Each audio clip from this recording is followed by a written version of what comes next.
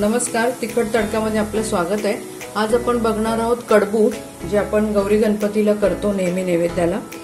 तर हा कर्नाटकी प्रकार आहे। इथे मी 1 कप चण्याची डाळ घेतलेली आहे, म्हणजे आपण जी नेहमी भजीसाठी वगैरे वापरतो ती, किंवा हरभरा डाळ जी म्हणतो ती। तर तुमच्याकडे जे काही माप असेल किंवा तुम्हाला जेवढं करायचं असेल त्या हिशोबाने घ्या।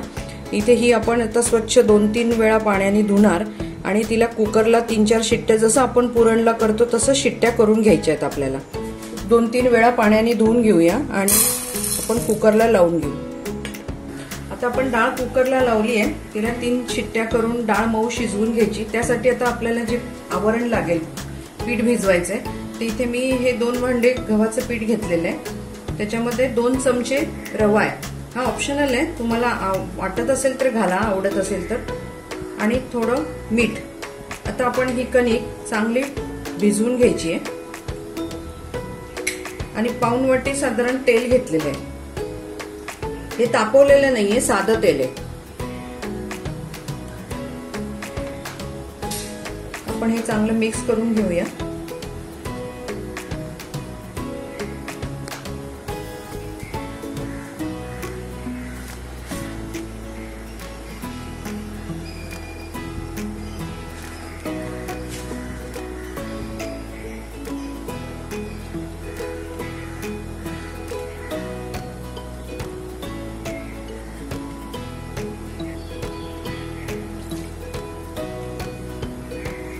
आपल्याला पुरीसारखी घट्ट भिजवायची आहे आणि चांगली मळून घ्यायची। नंतर थोडा अर्धा तास आपण भिजवून ठेवूया, तोपर्यंत आपली शिट्ट्या वगैरे पण होतात।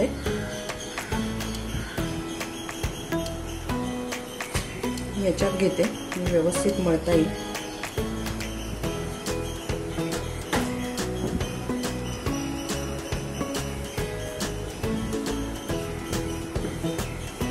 पण पुरीला मळतो तशी घट्ट मळायची।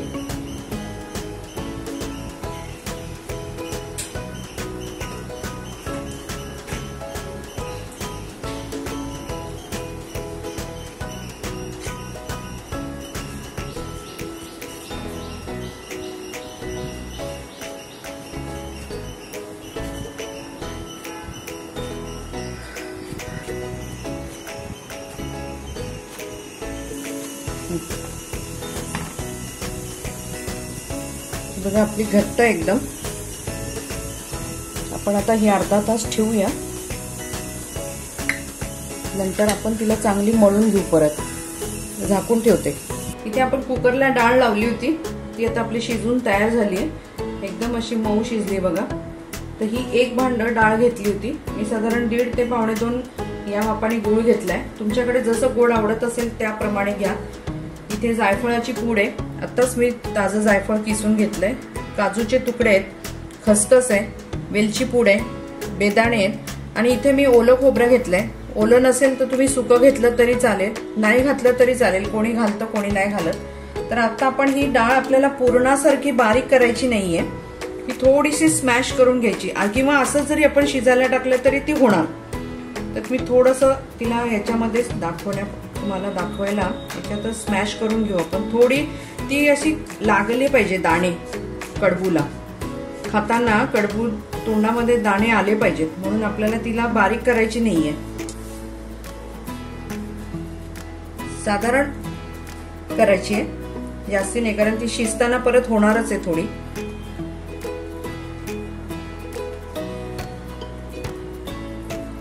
आता आपण हे सगळं एकत्र करून गॅसवरती ठेवूया, कारण गूळ मिक्स होईल त्याच्यामध्ये।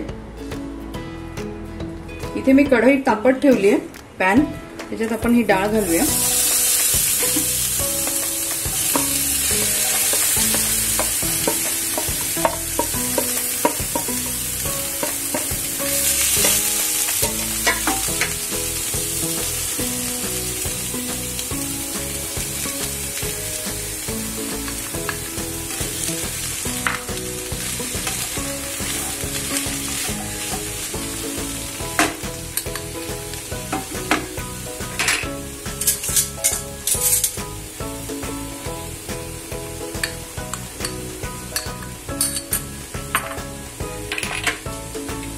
काजूचे तुकडे, बेदाणे, हे ओलं खोबरं आहे. आपण हे सगळं मिक्स करून घेऊ.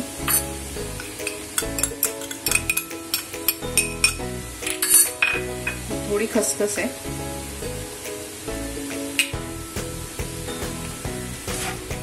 तुम्हाला जो आवडत असेल तो मेवा टाका याच्यामध्ये. बदाम, तुम्हाला काही पिस्ते टाकायचे असतील तर पिस्ते पण टाकू शकता.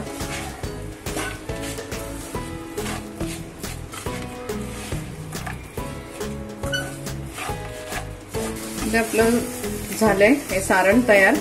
हे का मध्ये एक डाळ दिसते आपल्याला असंच ठेवायचंय. थोडंसं अजून कोरडं होऊ देऊ. आता आपण त्याच्यामध्ये वेलची पूड घालूया,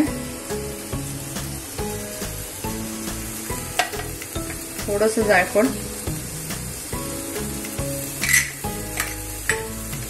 ती उरलेली खसखस मी ठेवून दिली, जास्त काही घातली नाहीये. 2-1 चमचे त्याच्यातून काढून घेतलंय. तर आपण हे चांगलं कोरडं करूया.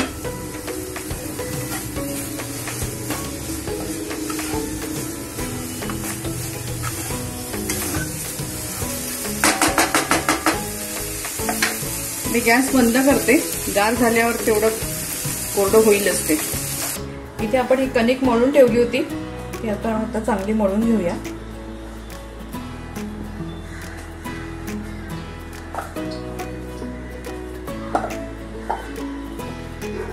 आपण याला पुरणाच्या करंज्या सुद्धा म्हणू शकतो. आपण याच्या लाट्या करून घेऊया.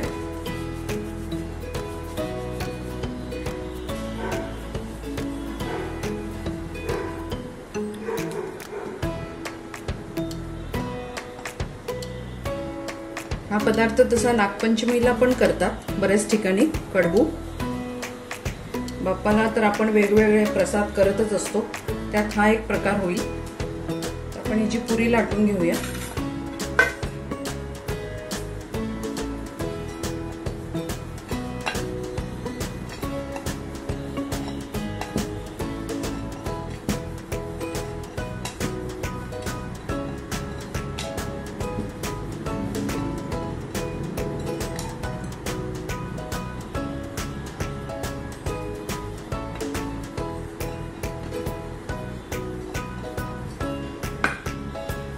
प्रसादासाठी झटपट होणारा प्रकार आहे.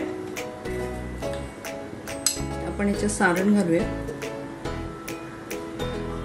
हे किनारे नीट आले नाही तरी चालतील, कारण आपल्याला ते कापूनच घ्यायचे. तरी पण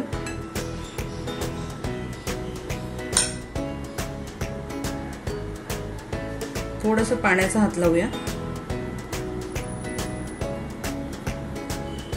याच्या किनारी नीट दाबून घ्यायच्या.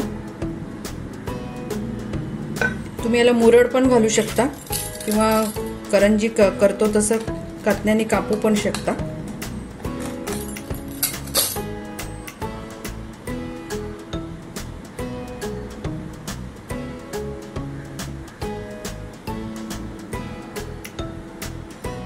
दुसरी करून घेऊ.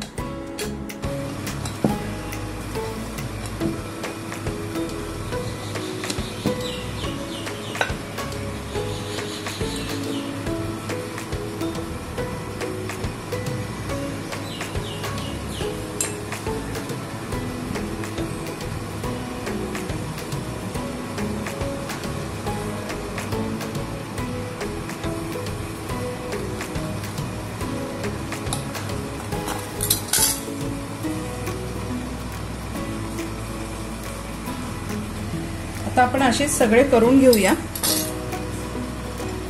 इथे मी तूप तापत ठेवलंय. तुम्ही तेलही घेऊ शकता. ते तूप तापलंय आपलं. आपण घालूया त्याच्यामध्ये एक करंजी.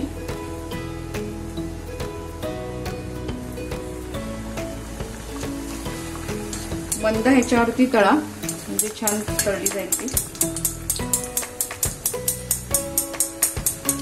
काय गोडाचा कुठलाही पदार्थ जरा तुपावर छान लागतो, पण आपल्या आवडीप्रमाणे. तेल घेतलं तरी पण काही हरकत नाहीये.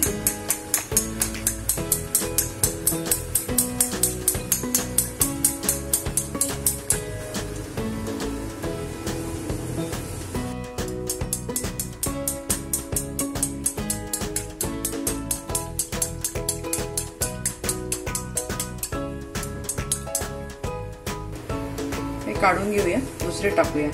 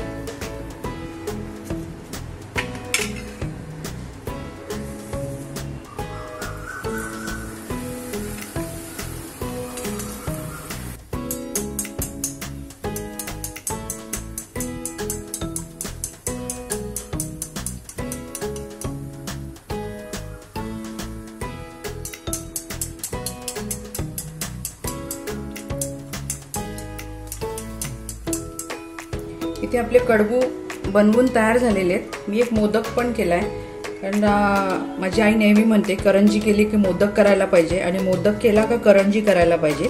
बरोबर तूप आहे. पुरण म्हटलं का तुपाचा संपर्क आलाच. त्या तुपाबरोबर कडबू खाण्यामध्ये जी मजा आहे ती दुसरी कशातच नाही. त्यामुळे तुपाबरोबर भरपूर तूप बुडवून भरपूर कडबू खा. तुम्ही ही रेसिपी करून बघा. तुम्हाला कशी वाटली आम्हाला नक्की कळवा. तसंच तुमचा अभिप्राय आम्हाला सांगा. अजूनपर्यंत जर तुम्ही आम्हाला लाईक केलं नसेल तर लाईक करा, शेअर करा, सबस्क्राईब करा, बेल आयकॉन वाजवायला विसरू नका. परत आपण भेटू नव्या रेसिपी बरोबर. धन्यवाद.